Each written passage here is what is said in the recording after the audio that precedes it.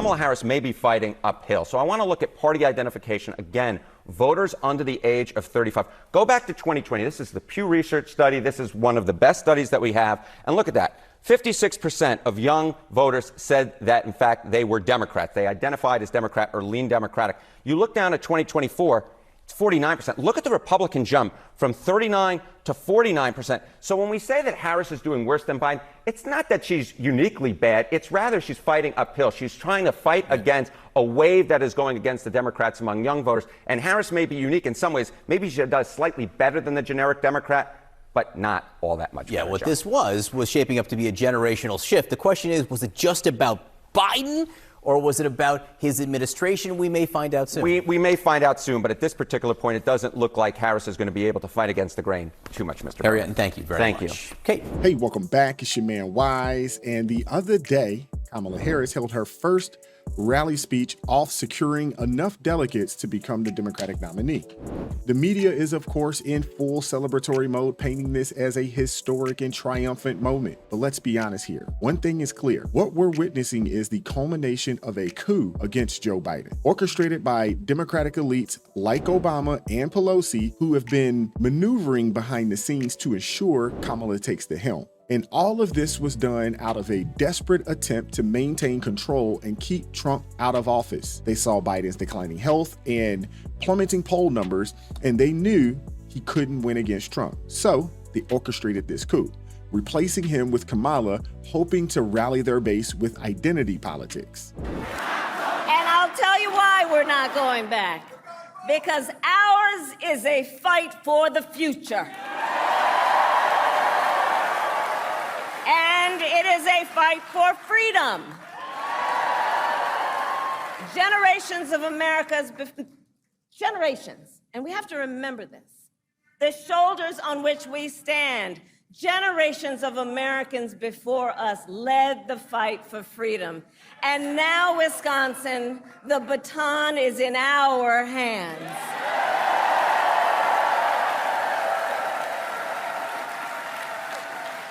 We, who believe in the sacred freedom to vote, will make sure every American has the ability to cast their ballot and have it counted.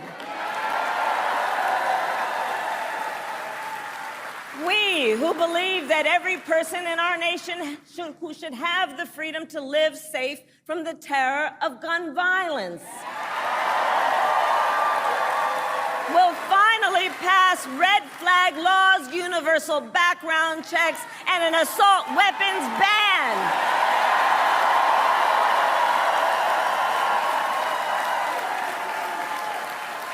And we, who believe in reproductive freedom, will stop Donald Trump's extreme abortion bans because we trust women to make decisions about their own body and not have their government tell them what to do.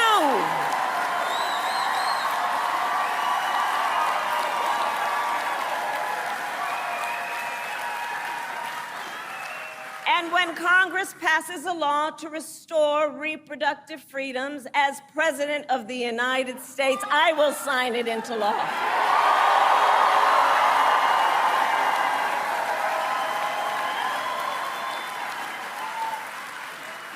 So, Wisconsin, ultimately in this election, we each face a question. What kind of country do we want to live in? Did she say they believe in the freedom to vote? But yeah, this sounds like the same radical agenda of the last 4 years. The only problem now is she's even more far left than Biden. Remember when Kamala backed the fund that helped post bail for Antifa and BLM members who burned Minneapolis to the ground? Remember when she backed that fund that ended up paying for at least one person's bail, who then went out and unalived innocent citizen right after being bailed out? She's got a good question though.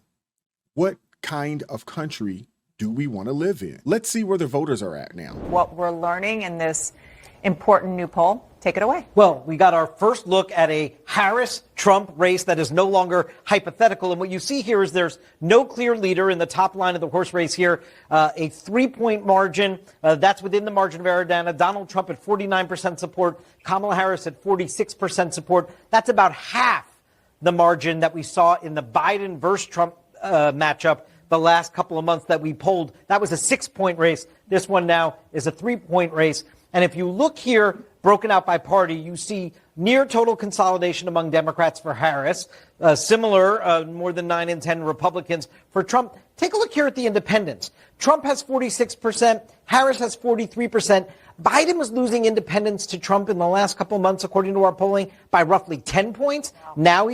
Now Harris is just losing them by 3, though remember, Biden won them by 13 points in 2020 when he won that election. Now let's talk about the coalition. What the president, now former candidate for re-election, Joe Biden, really struggled with was holding the Democratic coalition together. Where is Kamala Harris on that? She's definitely making up ground with some of these key core constituencies. If you look here, this is a poll that we did with SSRS, contacting people we had polled in April and June, right? So you can actually track the movement. And you see here, young voters, it was a 7-point advantage for Trump in the spring over Biden.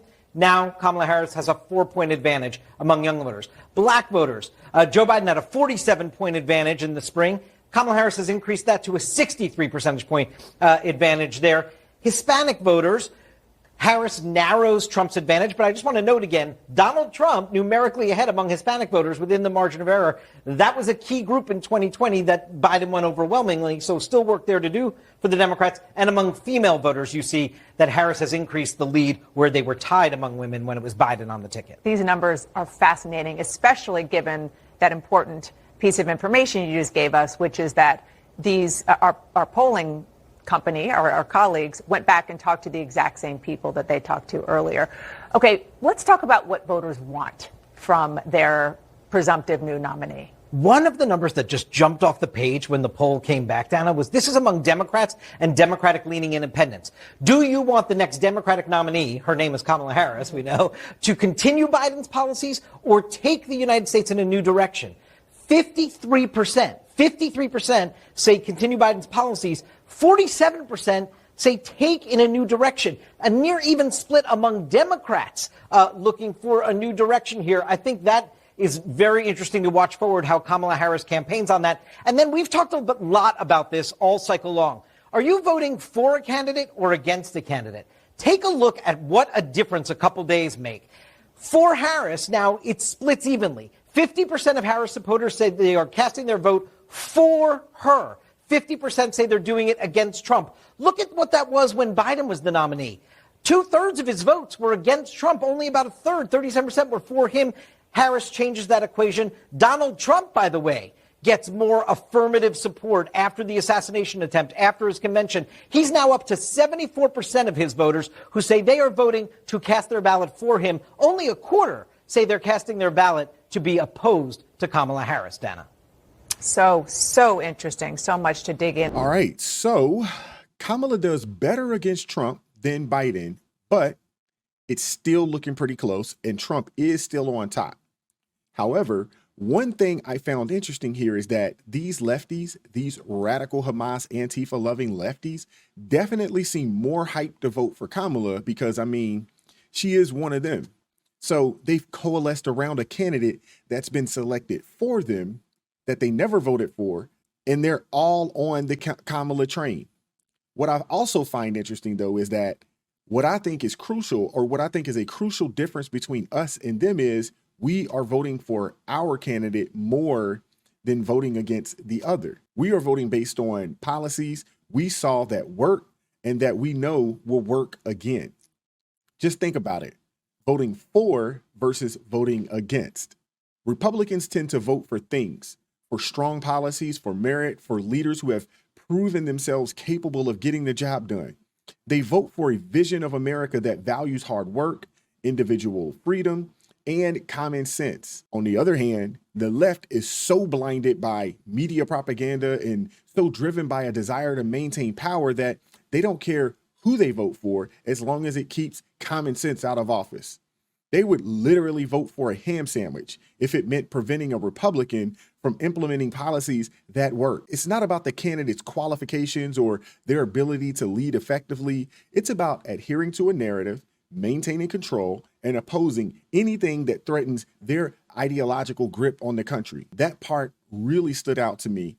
But anyways, let's continue. So I want to take a look at Trump versus Democratic margin. Just remind folks where we were at the end of the 2020 campaign. Joe Biden won voters under the age of 35 by 21 points. What do we see with Kamala Harris? Well, she's still ahead, but the margin here is significantly less than what we saw with Joe Biden back in 2020. She's up by just 9 points. You may make the argument that was better than Biden was doing before he got out, but compared to that Democratic baseline, where Democrats have historically in presidential elections, at least this century, been carrying that young vote by 20 or more percentage points, she is way down from that. So if this is unique support among young voters, I would like to know what non-unique support is. Is it even worse than this? Is she doing better than Biden was, though? She was doing slightly better. Maybe Biden was up by, like 6 on average or 5. This is maybe slightly better, but this is not game-changing stuff, Mr. Berman. All right, what have we seen in terms of motivation? Yeah, so, the other thing is we talk about vote choice, right? But let's also talk about motivation, right? Because it's not just who you would support, it's whether or not you'd come out to the polls.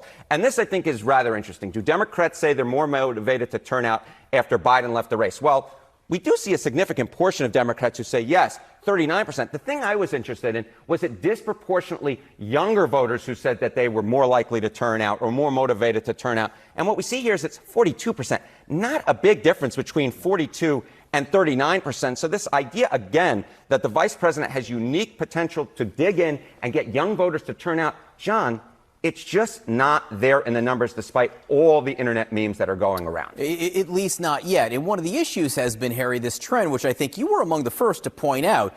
Young voters have changed or say they are changing in a relatively short period of time. Yeah, oftentimes it's difficult to go against the grain. Kamala Harris may be fighting uphill. So I want to look at party identification again. Voters under the age of 35. Go back to 2020. This is the Pew Research study. This is one of the best studies that we have. And look at that. 56% of young voters said that, in fact, they were Democrats. They identified as Democrat or lean Democratic. You look down at 2024, it's 49%. Look at the Republican jump from 39 to 49%. So when we say that Harris is doing worse than Biden, it's not that she's uniquely bad. It's rather she's fighting uphill. She's trying to fight against a wave that is going against the Democrats among young voters. And Harris may be unique in some ways. Maybe she does slightly better than the generic Democrat, but not all that much better. Yeah, what this was shaping up to be a generational shift. The question is, was it just about Biden?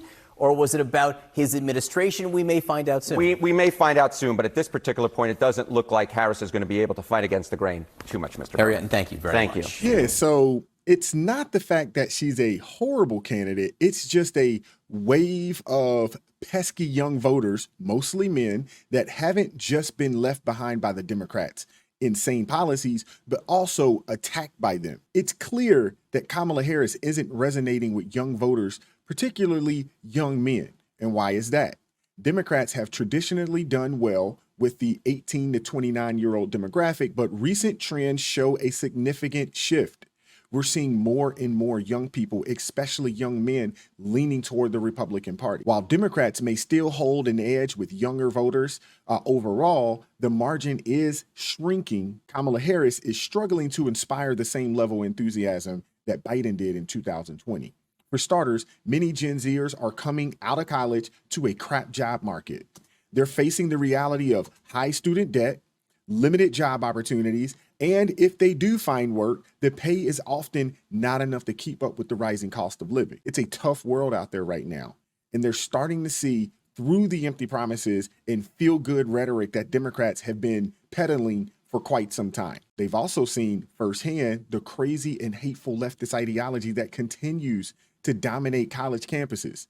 These young people have been exposed to an environment where debate is shut down, where white men in particular are vilified, and where the left's divisive identity politics reign supreme. They've had enough of the leftist hypocrisy and intolerance. The constant race baiting and the push for DI hires over merit-based ones have put a target on their backs. So yeah, I'm not shocked that young men, and especially young people in general, are not rocking with Harris.